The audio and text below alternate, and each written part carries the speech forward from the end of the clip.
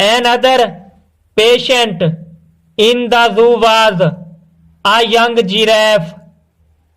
चिड़ियाघर में एक और मरीज नौउम्र जराफा था। He was also taken sick. वो भी बीमार पाया गया।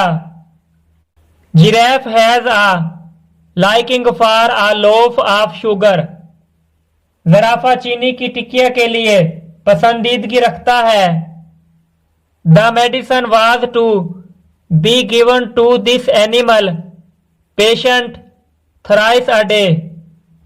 इस बीमार जानवर को दिन में 3 मर्तबा दवा दी जानी थी। So it was given to him on a loaf of sugar and the giraffe did not mind taking it. बस ये दवाई उसे चीनी की टिक्किया पर लगाकर दी गई और जराफा ने उसे लेते हुए किसी नाराजगी का इजहार ना किया।